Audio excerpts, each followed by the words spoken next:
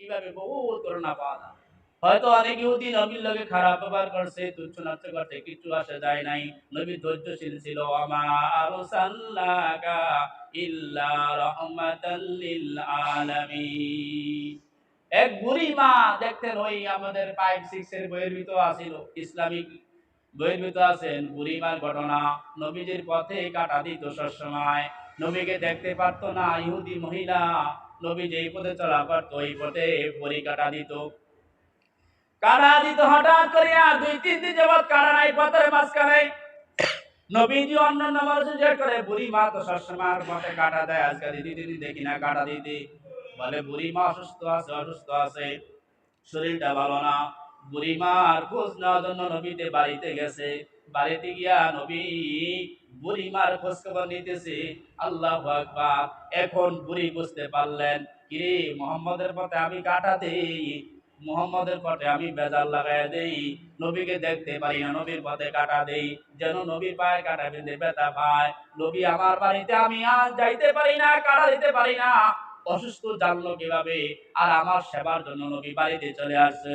এটা তো সাধারণ মানুষ না, কোনো বেজাল মানুষ না, সত্যি আল্লাহ নবী। ওই বুড়ি মা একদিন হঠাৎ করিয়া গাঁটটি গুছা লইয়া মাথার উপরে লইয়া ভয় মক্কা নগরীতে মুহাম্মদের যারা থাকতে পারি না।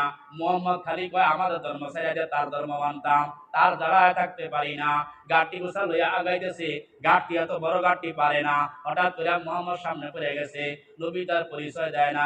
এ বুড়িমা, তুমি গাঁটটি লিয়ে কই যাইতে তো পারতেছ না? কয় মুহাম্মদের যারা থাকতে পারি না। কয় দাও দাও, আমার তোমার মাথার বোঝাটা আমারে উঠিয়া দাও, তুমি বুড়িমা পারতেছ না। সামনে আগে আজ আগায়, অন্য লোকে ডাকতে বলে বুড়ি, যারা তুই দেখতে পারস না পথে কাটা দিদি, সেই মোহাম্মদ তোর গাঁটটি মাথায় নিয়ে হাঁটতেছিস। সুবহানাল্লাহ বলেন।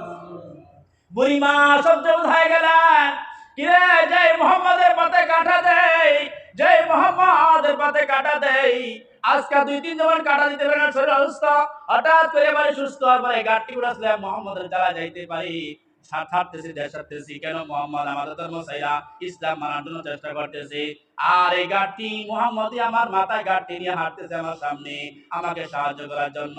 নিশ্চয়ই এরা বেদাল নাই, নিঃসন্দেহ আল্লাহ নবী, আল্লাহ নবী।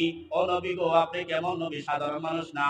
আমার পরে আদেন কালিমাতে ওয়ালা ইলাহা ইল্লাল্লাহু মুহাম্মাদুর রাসূলুল্লাহ সাল্লাল্লাহু আলাইহি সাল্লাম। এবার সাহাব নবীর রহমত সম্পর্কে আলোচনা করতে হলে বহুত আলোচনা পাওয়া যাবে। তবে এই জন্য উস্তাদ নবীর আদর্শ গ্রহণ করতে হবে। নবীকে মুখে মুখে দাবি করলে হবে না, নবীর মহব্বতে দাবি করতে হবে। নবীর দুরূদ যদি আপনি সারাদিন পড়েন কোনো লাভ হবে না। কেন? যদি নামাজ না পড়ে দুরূদ পড়েন কাজিব।